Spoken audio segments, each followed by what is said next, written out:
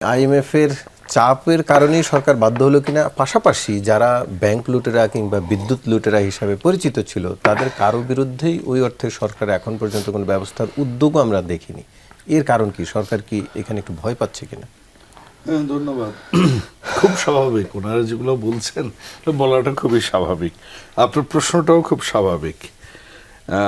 IMF, world bank, world trade organisation, USAID, কেউই আপনাকে ফ্রিতে কিছু দেবে না, দেয়ও না।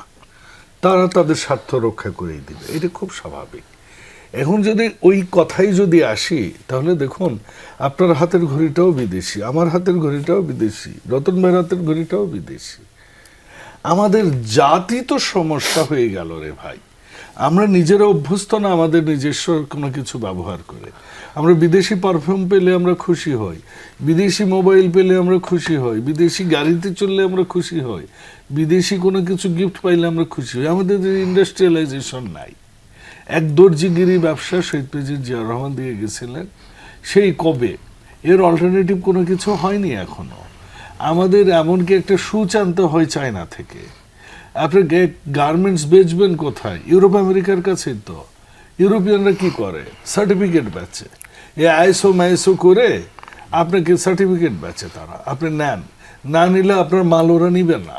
এটাই স্বাভাবিক, এটা কোনো এই কথার মধ্যে কোনো বাধা। এখন আপনি মুক্তবাজার অর্থনীতিতে এসছেন, আপনি মুক্তবাজার অর্থনীতির কথা বলবেন, আবার আপনি সোশ্যালিজমের ধ্যান ধারণা নিয়ে চলবেন, হবে না তো। So survival for the fittest, হ্যাঁ, ব্যক্তি স্বাতন্ত্র্যবাদ চলবে। তো ব্যক্তি স্বাতন্ত্র্যবাদই তো পুঁজিবাদের মূল অর্থ। এখন এই ব্যক্তি স্বাতন্ত্র্যবাদ করতে গেলে তো আপনার গণতন্ত্রে আসতে হবে। তো গণতন্ত্রে আসতে গেলে গণতন্ত্র, যাকে সরকার, যাকে জনগণ নির্বাচিত করলো সরকার হিসেবে, লেট দেম প্লে।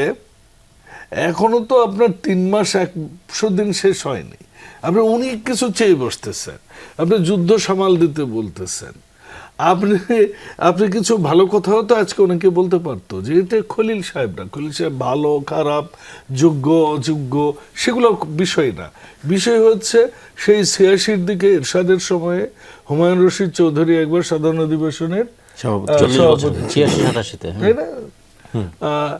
এরপর আমরা জাতিসংঘের সাধারণ অধিবেশনের আমরা 81তম অধিবেশনের সভাপতি হলাম, 9 ভোটের পার্থক্য বোধ হয়, 99 and 91, 8 ভোটের পার্থক্য। Let congratulate this. আমাদের যদি দেশাত্মবোধক গান শুনলে তো হবে না, আমাদের তো দেশাত্মবোধকটা আমাদের নিজেদের মধ্যে থাকতে হবে। এইটাতে যখন দেখুন, আপনি রিনিউয়েবল এনার্জি ইউজ করেন না কেন? আপনার সমস্যাটা কোথায়? আপনি ছাদে একটা লাগান না কেন, কি বলে, সেটা নিয়ে কি সরকারের আলাদা বিশেষ কোনো? হ্যাঁ, অবশ্যই সরকারের পরিকল্পনা আছে, পরিকল্পনার মধ্যে আছে সরকার। এই কারণে আমাদের দেখুন, এমনকি পাকিস্তান পর্যন্ত রিনিউয়েবল এনার্জিতে এখন বোধহয় তারা 35 to 45% তারা রিনিউয়েবল এনার্জি নিজেরা ইউজ করে টোটাল এনার্জির। তো আমরা ওই দিকে যাব, সেটি অবশ্য ব্যক্তি উদ্যোগেই তারা করেছে এবং সেটার পরিকল্পনা তো বাংলাদেশ সরকার নিয়েছে। এখন আপনি ক্রুড অয়েলের দাম বেড়েছে, আপনি ক্রুড অয়েল আনবেন, ক্রুড অয়েল এনে আপনি বেচবেন, ইটস সিম্পল ট্রেডিং। তো যে জিনিসটাতে আমাদের ফোকাস দেওয়া দরকার, how we can overcome this. IMF কি করে, ওয়ার্ল্ড ব্যাংক কি করে, জাইকা কি করে, ইউএসএইড কি করে, ওয়ার্ল্ড ট্রেড অর্গানাইজেশন কি করে, উই অল নো। কিন্তু আপনি তো শুধু গার্মেন্টসই রাখছেন আপনার ঘরে, গার্মেন্টস বেচতে যাবেন, তো আপনি রেসিপ্রোকাল এগ্রিমেন্ট আপনি কই পাবেন? আপনি তো তার মতো করেই আপনাকে তো সাজিয়ে দিতে হবে, সেটাই আপনি দিচ্ছেন। এটা আজকের নতুন কাহিনী না তো। সো লেটস ওয়ার্ক টুগেদার, আমরা আমাদের ইন্ডাস্ট্রিয়ালাইজেশনটা করি, যেটা এই সরকার মনোযোগ দিয়েছে ইতিমধ্যে।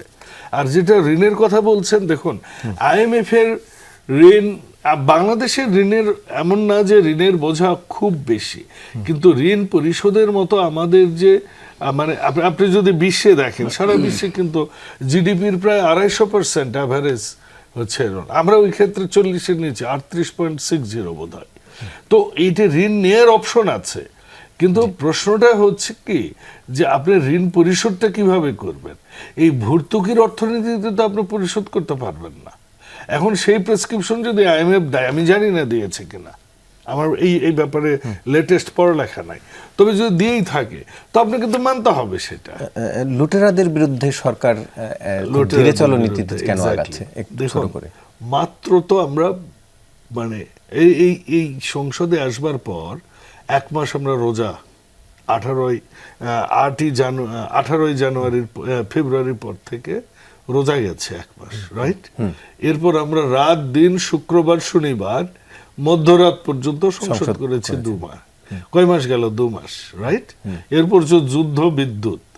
সো একদম শুরুতেই আপনারা যেভাবে বলছেন, বাংলাদেশ জাতীয়তাবাদী দল বলেছে, তাদের এজেন্ডাই বলেছে, আমরা নির্বাচনী ইস্তেহারে বলেছি ন্যায় বিচার হবে, প্রত্যেকটা অন্যায়ের বিচার হবে। আপনারা অন্তত আপনার 18 মাসে কি হলো সেটা নিয়ে তো বলছেন না। জি।